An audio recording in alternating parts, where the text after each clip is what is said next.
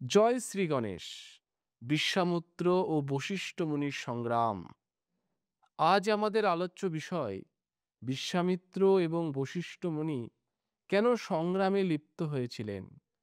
এ বিষয়ে বিস্তারিত জানতে ভিডিওটি অবশ্যই শেষ পর্যন্ত দেখবেন। হরিশ্চন্দ্র বিশ্বামিত্রকে রাজ্য দান করে পুণ্যের ফলে স্বর্গ গমন করেছিলেন। তিনি ছিলেন সূর্য বংশের রাজা, আর মহর্ষি বশিষ্ঠ ছিলেন সূর্য বংশের গুরু। বশিষ্ঠ মুনি 12 বছর জলের তলায় কঠোর তপস্যায় মগ্ন ছিলেন। তিনি তার শিষ্য হরিশ্চন্দ্রকে রাজ্য ফিরিয়ে দেওয়ার জন্য তপস্যা ছেড়ে চলে এসেছিলেন। তিনি বলেছিলেন, পরম ধার্মিক হরিশ্চন্দ্রকে রাজ্যচ্যুত করেছিলেন বিশ্বামিত্র। এ চরম অন্যায়, আমি ওকে ক্ষমা করব না। সেজন্য আমি তাকে শাপ দেব। ব্রহ্মোদ্দেশী দুরাত্মা বিশ্বামিত্র মুনি, আমি শাপ দিলাম, তুমি বকজনি প্রাপ্ত হও। বিশ্বামিত্রও কম নন, তিনিও এমন শাপ সহ্য করবেন কেন? ভীষণ রেগে গিয়ে বশিষ্ঠকে শাপ দিলেন, রে দুরাত্মা, আমাকে বকজনিতে যখন জন্মানোর শাপ দিলি, আমিও তোকে আরি পক্ষীর জনিতে জন্ম নিতে অভিসম্পাত করলাম। বশিষ্ঠ ও বিশ্বামিত্র উভয়ই তেজস্বী।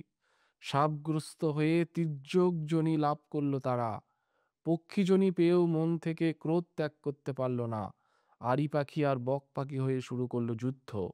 আরির আকৃতি 2000 যোজন ব্যাপী, আর বক 3000 যোজন উঁচু। তীর ধনুক বা কোনো অস্ত্র দিয়ে যুদ্ধ নয়, পাখিতে পাখিতে লড়াই। পায়ের নখ, মুখের ঠোঁট আর পাখার ঝাপট, চলল ভীষণ লড়াই। তাদের পাখা আর নখের আঘাতে পর্বত বিধ্বস্ত হয়ে পড়ল। পৃথিবী পাতালগামী হওয়ার উপক্রম হয় আর কি। সৃষ্টি বুঝি নিশ্চিহ্ন হয়ে যায়। প্রাণীরা সব দলে দলে মরতে লাগলো। চারিদিকে শুধু হাহাকার ভরা অশ্রু, সবাই ব্যাকুল হয়ে কাঁদছে। তখন দেবতারা ব্রহ্মাকে নিয়ে উপস্থিত হলো সেই যুদ্ধস্থানে। ব্রহ্মা উভয়কে সম্বোধন করে বললেন, তোমরা এই ভীষণ লড়াই বন্ধ করো। তোমাদের এই ভীষণ যুদ্ধের জন্য জগতের সকল প্রাণী হাহাকার করছে। ব্রহ্মা এভাবে বারবার বলা সত্ত্বেও আরি ও বক উভয়ই অত্যাধিক ক্রোধের বশবর্তী হয়ে তার কথায় কর্ণপাত না করে উন্মত্ত হয়ে পূর্বের থেকে আরো ভয়ঙ্করভাবে যুদ্ধ করেই চলেছে।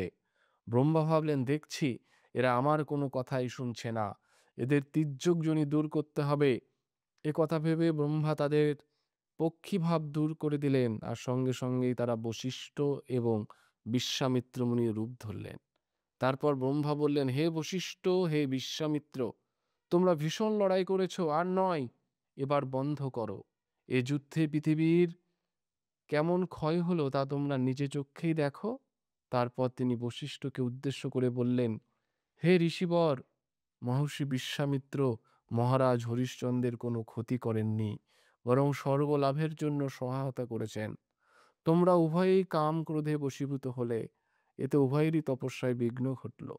তোমাদের ব্রহ্ম শক্তি বিনষ্ট হলো। ব্রহ্মার এই উপদেশ শুনে লজ্জা বশে বশিষ্ঠ এবং বিশ্বামিত্র মুনি দুজন দুজনকে ক্ষমা করে প্রীতি ভরে পরস্পরকে আলিঙ্গন করলেন।